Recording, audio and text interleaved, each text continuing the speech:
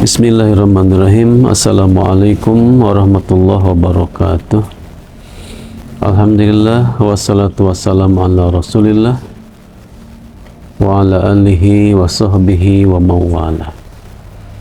Alhamdulillah teman-teman sekalian, di nuansa bulan Syawal ini saya sampaikan yang pertama kali adalah tahniah taqabbalallahu minna wa minkum.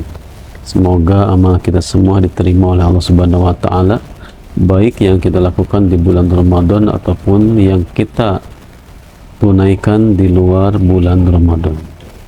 Semoga teman-teman sekalian senantiasa dalam kesehatan, keberkahan, dan berada dalam lindungan Allah Subhanahu wa taala.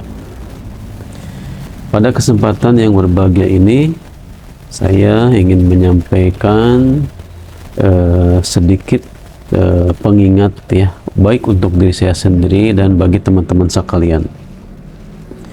Apa yang perlu kita ingatkan yang tentunya terkait dengan bulan Syawal ini, setelah kita semua melakukan ibadah selama bulan Ramadan, maka di sebagian tempat, pada sebagian orang ada hal-hal yang kurang bagus ya kalau diteruskan, dan ternyata hal ini berulang setiap tahun ya.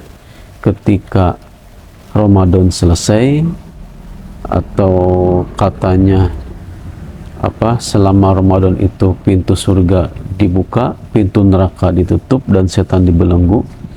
Dan selepas Ramadan dipahami bahwa pintu surga ditutup kembali, pintu neraka terbuka kembali, dan setan lepas dari belenggunya.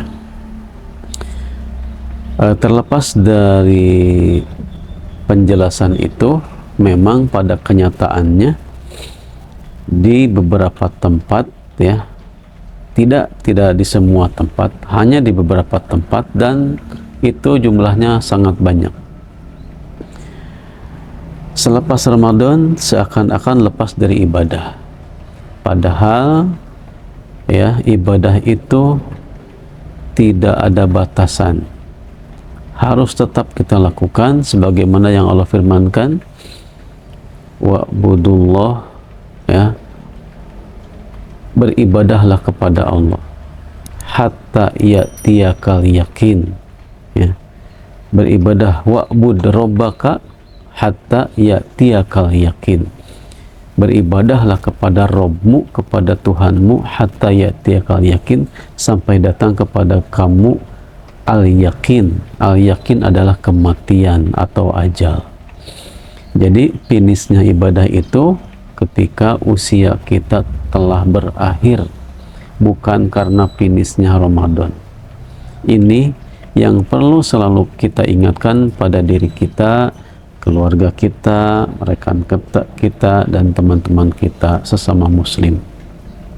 Tawasau bil haq, tawasau bis sabr. Apa yang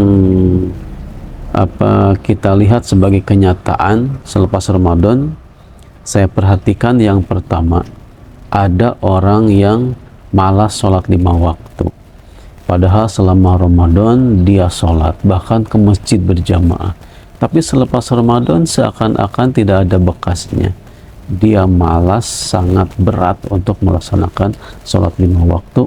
Ini perlu kesungguhan, perlu kita istighfar, tobat kepada Allah, karena sholat merupakan amal yang paling utama di sisi Allah Subhanahu wa taala. Yang kedua, kita lihat masjid-masjid banyak yang sepi kembali. Setelah selama Ramadan ramai dengan jamaah yang menunaikan sholat fardu, sholat tarawih, dan kegiatan yang lainnya. Ya, apapun alasannya, kalau itu sesuatu yang negatif tentu harus kita perbaiki. Ya, masjid menjadi sepi kembali, menjadi tidak makmur kembali. Ini kenyataan yang tidak bisa dipungkiri. Artinya banyak orang yang berhenti ya dari kegiatan sholat berjamaah dengan beragam alasan. Mungkin ada yang syar'i alasannya, tapi ada yang karena kemalasan. Naudzubillah. Ini perlu kita ingatkan kepada jamaah kita semua. Ada juga yang ketiga, ini kenyataan juga, enggan menunaikan sholat malam. Padahal selama Ramadan terus-terusan ikut berjamaah sholat tarawih misalkan, tapi selepas Ramadan tidak lagi sholat malam, baik di masjid ataupun di rumah. Mungkin ada juga yang tetap ya selama Syawal ini tetap tidak pernah berhenti juga sholat malam. Alhamdulillah, kita syukuri. Ada yang mungkin bolong-bolong sholat malamnya, ada yang sampai hari ini belum sekalipun sholat malam. Ini memang dahsyatnya godaan setan ya, dan dahsyatnya setan itu mendorong hawa nafsu kita supaya tidak istiqomah dalam ibadah. Jadi ada godaan setan, murni godaan setan. Ada juga setan itu mendorong hawa nafsu kita untuk kembali malas dan berhenti dari beramal. Kemudian yang berikutnya, malas menunaikan ibadah saum. Tentunya ibadah saum sunnah ya. Padahal selama Ramadan itu kita 30 hari atau 29 hari melaksanakan puasa wajib.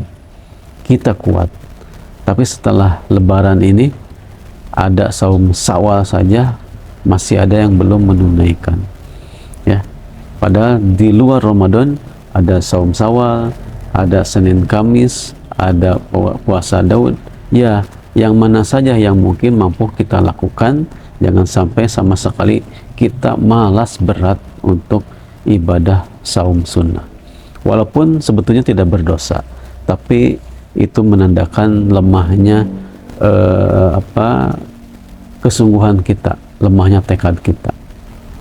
Jadi sebisa mungkin semampu kita berpuasa di bulan Syawal ini ya teman-teman sekalian, itu untuk menguatkan spiritual kita ya. Ini fakta yang keempat ya. Jadi berat malas melaksanakan saum sunnah, apalagi di nuansa lebaran memang banyak sekali godaan-godaannya. Kemudian yang kelima, Al-Quran mulai ditinggalkan. Ya, tidak kita pungkiri selama Ramadan kita banyak baca Quran, bahkan hatam 1 kali, 2 kali, 3 kali. Tapi selesai Ramadan ini kekuatannya melemah. Ya. Bahkan ada yang selama sepekan Lebaran tidak menyentuh sama sekali, tidak baca Quran sama sekali selain di dalam sholat. Ini sangat memprihatinkan. Jadi sebetulnya kebiasaan kita baca Quran di bulan Ramadan sebaiknya kita lanjutkan di luar bulan Ramadan ya. Bisa hatam di bulan Ramadan sekali, maka di luar Ramadan juga bisa hatam sebetulnya 1 bulan sekali, atau setidaknya ya minimal rutinnya itu, walaupun sedikit kita baca tapi rutin, dan itu amalan yang dicintai oleh Allah Subhanahu wa taala. Ahabbul a'mal ilallah adwamuha. Amal yang paling Allah cintai adalah yang continue, wa in qalla, walaupun sedikit. Yang keenam, ada juga orang-orang yang sulit menjaga lisan dari bergibah, dari gosip, sulit menjaga mata dari melihat yang diharamkan, sulit menjaga telinga dari mendengarkan hal-hal yang buruk selepas Ramadan. Padahal di dalam Ramadan kita semua bisa menjaga lisan, bisa menjaga mata dan telinga dari hal-hal yang buruk, karena kita merasa takut puasa kita tidak diterima. Nah, sebetulnya kebiasaan yang baik itu harusnya kita bisa lakukan, menjaga mata, telinga kita, menjaga lisan kita dari hal-hal yang buruk, dari perkara yang diharamkan ya di luar Ramadan. Teman-teman sekalian, ada satu hal lagi yang menjadi kenyataan yang bisa kita lihat, kita saksikan adalah berulangnya kembali, merebaknya kembali dosa dan maksiat di luar Ramadan. Jadi selama Ramadan kita saksikan dosa dan maksiat itu menjadi minim ya, dapat diminimalisir. Tapi selepas Ramadan seakan-akan lepas kendali.